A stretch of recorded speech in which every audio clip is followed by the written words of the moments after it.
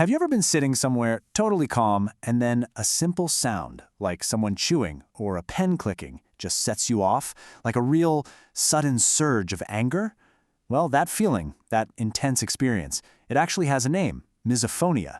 Today we're going to dive into why, for so many people, a tiny, harmless sound can feel like a full-blown personal attack.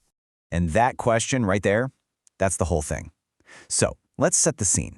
You're in a quiet room, maybe you're focused, you're in the zone, and then it starts. A tiny, repetitive sound that just shatters everything. Let's walk through that exact moment. Just imagine it. You're at your desk, you're trying to work, and someone nearby starts tapping their pen. Click, click, click. You know, at first it's nothing. It's just background noise. But then, something just shifts inside you. And you're not even trying to, but you feel your whole body start to tense up. Your jaw clenches. It's totally involuntary. And next thing you know, your heart is pounding. It's that full-on fight-or-flight response kicking in. But what's the threat? A pen? It doesn't make any sense.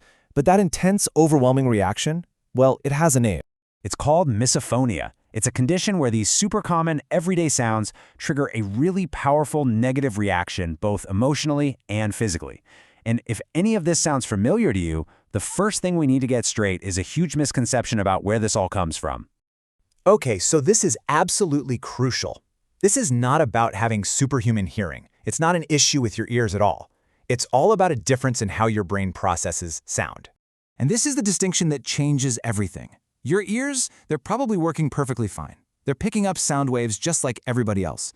The whole issue, the entire root of the problem, happens in the next step. It's not in the hearing, it's in the interpretation of that sound once it gets to your brain. So that begs the question, right? If it's not our ears, what in the world is going on up there in our brains that causes such a massive overreaction? Well, to really get the science here, the easiest way to think about it is like your brain's internal alarm system is just going haywire.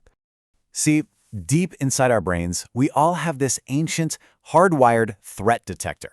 It's a system that's been designed over millennia to keep us safe, to scan for danger, and to kick off that fight-or-flight response when we really need it. And the part of the brain in charge of all this is called the amygdala. It's kind of our emotional command center, and it's constantly asking, is this a threat? Do I need to freak out right now? And here's where we get to the core of misophonia. Normally, your amygdala is great at its job. It flags real threats, a car speeding towards you, a loud crash. But with misophonia, it misfires. It incorrectly labels a totally harmless background noise as a serious, immediate danger that requires a massive response. This quote just nails it, doesn't it? It perfectly captures that internal chaos. While everyone else is just chilling, your brain is sounding a 5-alarm fire. And living with that constant internal siren leads to a very specific kind of suffering. So let's talk about that feeling, because it is so much more than just being annoyed. It's this deep and often totally invisible struggle. I love this phrase, hidden discomfort, because it's exactly right. It's that feeling of being on high alert, completely agitated on the inside, while you're trying to just act normal on the outside. You're fighting this internal battle that nobody else can even see. And that's what's so isolating about it. It's this profound sense of being trapped, trapped in your own office, trapped at the dinner table, completely cornered by a sound that is totally meaningless to everyone else in the room. So, knowing all that, knowing how frustrating this is, the most important question is, can anything actually be done? Is there any way to manage this wild automatic response? And the answer, thankfully, is yes. Now, there isn't a simple cure, but there are some really effective strategies you can use to soften the blow of these trigger sounds and get back a sense of control.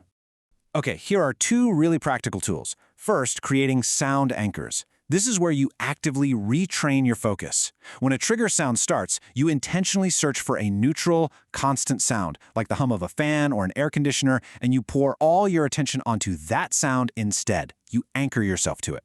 The second tool is good old white noise. Using an app, a machine, or even noise-canceling headphones can create this soothing buffer of sound that basically masks the sharp, irritating trigger, making it way less noticeable. Now, I gotta be really clear here. These aren't magic cures that'll make misophonia vanish. Think of them as tools. They are powerful ways to manage your environment and, most importantly, to take back a little bit of control when you feel completely overwhelmed. Which brings us to the single most important thing to take away from all this. If you have this, or you know someone who does, please understand misophonia is a real, documented neurological condition. It's not someone being too sensitive. It is not a personality flaw, and it is absolutely not a choice. And that kind of leaves us with one last big thought to chew on. Misophonia is such a powerful example of how our brain literally constructs our reality. If it can create such a real feeling of danger from a totally neutral sound, it makes you wonder, right? What other false alarms might be going off in our lives? How much of what we perceive as real is just our brain's unique interpretation? It's definitely something to think about. Thanks for joining me.